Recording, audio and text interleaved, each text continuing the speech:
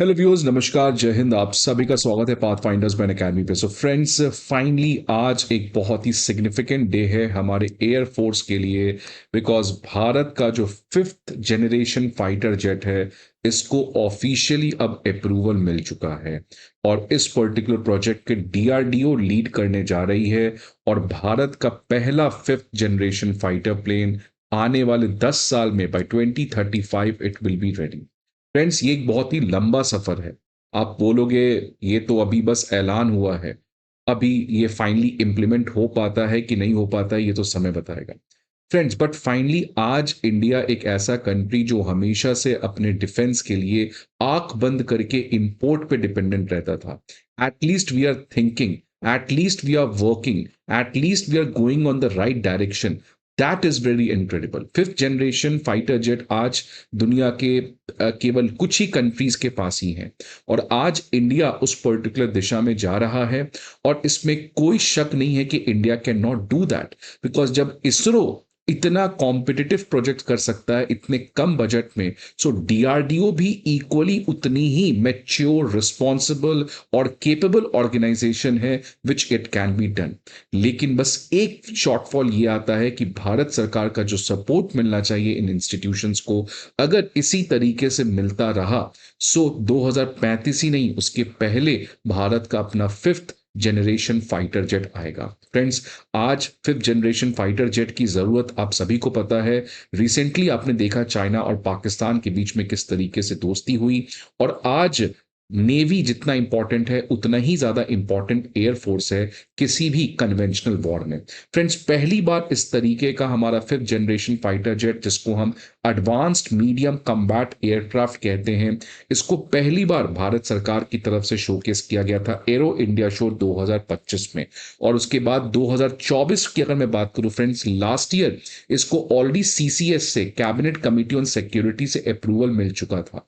But approval मिला था, अब फाइनली इसको एग्जीक्यूशन करने का अप्रूवल मिल चुका है। मतलब नाउ इसका जो बनाने का प्रोसेस है ये अब बिगिन हो जाएगा, जिसको डीआरडीओ अपने अंदर कंडक्ट करेगी। So friends, from this approval to now, जहां पर अप्रूवल मिल चुका है, इसको ऑफिशियली एग्जीक्यूट करने का with in a clear deadline, ये आज एयरफोर्स के लिए और भारत के नेशनल सिक्योरिटी के लिए और इनफैक्ट भारत के आत्मनिर्भरता के लिए एक बहुत बड़ा दिन है। बिकॉज फ्रेंड्स, ये fifth generation fighter jet Bharat के अंदर इंडिजिनस तरीके से बनेगा। अब फ्रेंड्स, आज इस पर्टिकुलर न्यूज के ऊपर हम लोग तमाम तरीके के डिस्कशन करेंगे।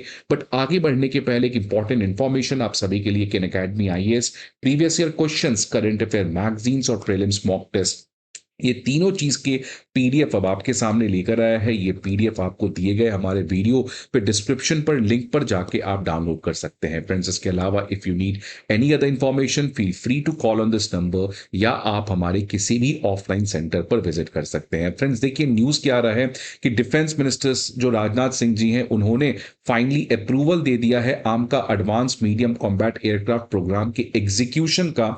और प्रोबेबली 2026-27 तक इसका एक प्रोटोटाइप भी रेडी हो जाएगा। मतलब अगेन फ्रेंड्स, आने वाले केवल 1 से 2 साल के अंदर पहला प्रोटोटाइप रेडी हो जाएगा। फ्रेंड्स, ये जो पर्टिकुलर एग्जीक्यूशन है, मतलब इसको जो बनाना है वो डीआरडीओ को दिया गया है, इसके लिए लीड रिस्पॉन्सिबिलिटी। और डीआरडीओ के अंदर जो एडीए काम करती है, एरोनॉटिकल डेवलपमेंट एजेंसी, वो इसका चीफ एग्जीक्यूशन स्टेक होल्डर होने जा रही है। और फ्रेंड्स, सबसे खास बात क्या है कि भारत सरकार अपने केवल पब्लिक सेक्टर पे भरोसा ना करके प्राइवेट प्लेयर्स को भी लाने की बात कर रही है।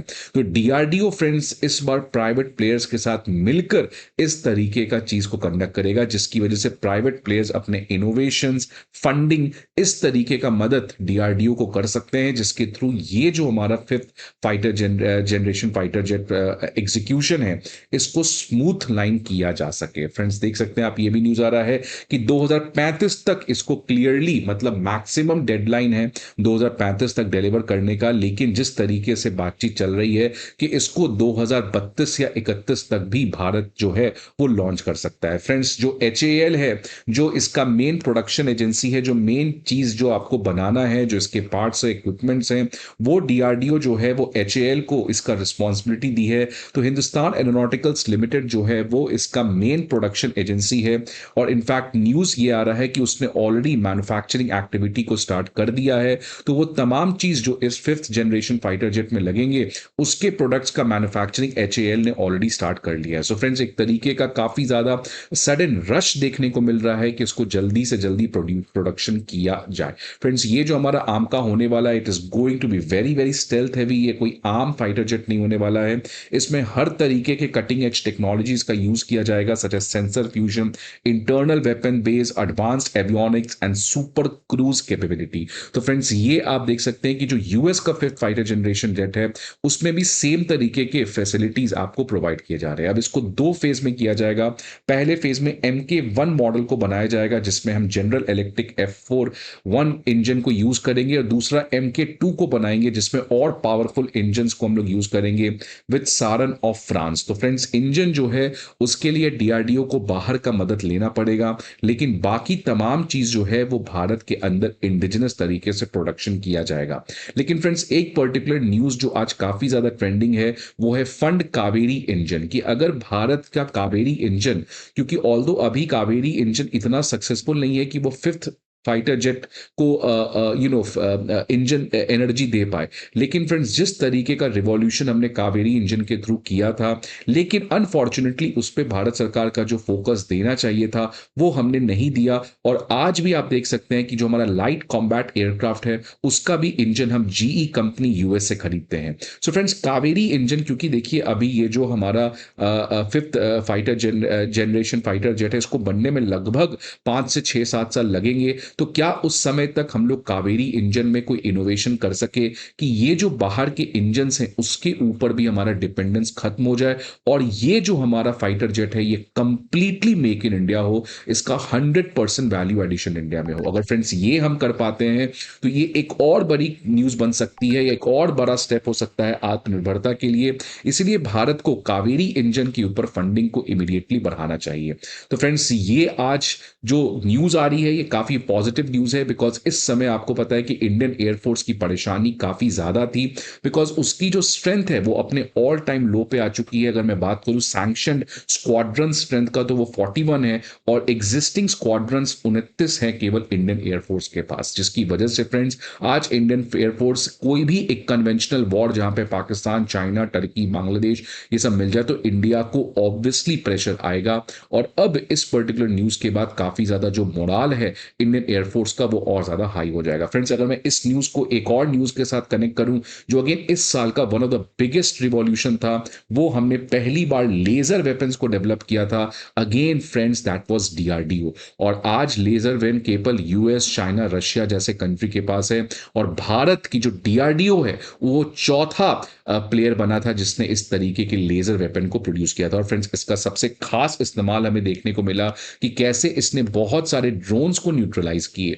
तो आज ऑपरेशन सिंदूर के समय फ्रेंड्स देखें कि अगर आपके पास एयर सुपरियोरिटी है तो थिंग्स कैन चेंज लॉट। और एयर सुपरियोरिटी में पहला तो आपके पास एयरफोर्स जो है, आपके पास फाइटर जेट वो बहुत अच्छे होने चाहिए, और आपका जो एयर डिफेंस मैकेनिज्म है वो भी बहुत अच्छा होना चाहिए। इसके अलावा फ्रेंड्स, अगर मैं बात करूं तो ये तो कुछ डेवलपमेंट्स, इसके अलावा और भी बहुत कुछ हमारे एयर सेक्टर से रिलेटेड डेवलपमेंट हुए हैं, वो चाहे वशगार्ड हो, MPATGM हो, या LCMK2 हो। इन सभी के इंडक्शन से फ्रेंड्स भारत का जो डिफेंस इंडस्ट्री है वो एक ट्रांसफॉर्मेटिव डिकेड की तरफ बढ़ने वाला है। और ऑलरेडी मैंने फ्रेंड्स इसके ऊपर कई वीडियो बना चुके हैं कि हमारा जो डिफेंस प्रोडक्शन है, जो एक जमाने में लगभग ना के बराबर होता था, अब हम लगभग 2.5 लाख करोड़ का डिफेंस प्रोडक्शन इंडिया में करते हैं। और प्रोडक्शन छोड़िए, एक्सपोर्ट की अगर मैं बात करूं तो 700 करोड़ का एक्सपोर्ट था हमारा 2014 में, और लास्ट ईयर अगर मैं बात करूं 2023-24 के फाइनेंशियल ईयर में, तो वो बढ़कर 24,000 करोड़ हो चुका था, विच वॉज 35 टाइम्स हायर। और आने वाले समय में इसको 29,000 करोड़ करने की बात हो रही है। तो फ्रेंड्स, जिस तरीके का भारत का आज डिफेंस सेक्टर एक ट्रांसफॉर्मेशन से गुजर रहा है, दैट इज रिमार्केबल। सफर काफी बड़ा है, लेकिन जिस दिशा में हम जा रहे हैं और जो आज पॉलिटिकल विल इसके साथ दिखने को मिल रहा है, that is very very important, because if there is a political will there is no problem which India और Indians can not solve. So friends, what are your views? Please let me know in the comment box. I hope आपको ये video अच्छा लगे. See you again some another video. Till then, goodbye and take care.